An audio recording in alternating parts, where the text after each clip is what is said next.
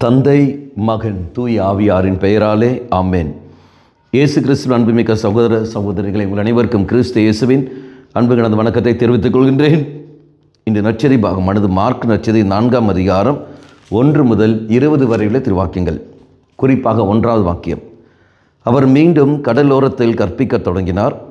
மாபெரும் மக்கள் கூட்டம் அவரிடம் ஒன்று கூடி வர அவர் கடலில் நின்ற ஒரு படகில் ஏறி அமர்ந்தார்.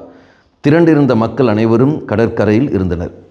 அவர் இயேசு கடலோரத்தில் கற்பிக்க தொடங்குகின்றார்.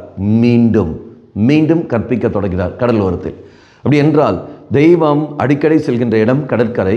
அங்கு சென்றிருந்த போதெல்லாம் மக்களுக்கு அங்கு கற்பிக்கின்றார். மக்கள் கூட்டம் கூடுகிறார்கள், வார்த்தையை கேட்கின்றார்கள். மக்களை நாம் பார்க்கின்றோம். இதே மாதிரி தான் தெய்வம் அடிக்கடி நம்மை சந்திக்க வருகின்றார். அதுதான் திருப்பலி.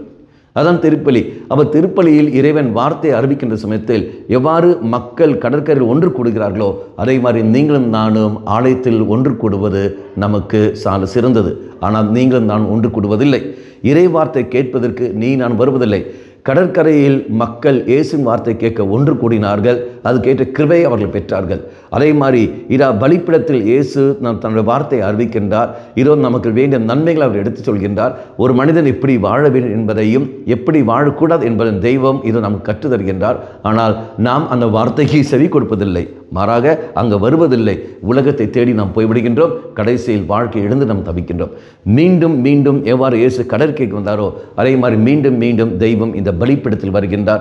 இறை வார்த்தையை முழக்குகின்றார். அன்பாங்களே, நீங்களும் நானும் மீண்டும் இறை வார்த்தை கேட்டே தீர வேண்டும். வார்த்தை நான் கேட்டுக்கொண்டே இருக்கிற சமயத்தில் தான் கிருபைகள் நமக்கு கிடைக்கும். நம்முடைய வாழ்க்கையும் சரியாக அமைத்துக் கொள்ள முடியும். ஆக தீர்மானம் எடுப்போம். ஆண்டவரே, நான் தினந்தோறும் திருப்பலிக்கு போக எனக்கு சக்தியை தாரும், எனக்கு கிருபை தாரும். அறிவிக்கின்ற வார்த்தைகளை கேட்டு புரிந்து கொண்டு அதற்கேற்றபடி என் வாழ்க்கை அமைத்துக் கொள்ள கிருபையை தாரும் ஆண்டவரே. இறை தியான மையத்துக்கு நான் செல்கின்ற கிருபையை தாரும் ஆண்டவரை சொல்லிக்கொண்டு நாம் மன்றாடுவோம். கண்களை மூடிக்கொள்ளுங்கள்.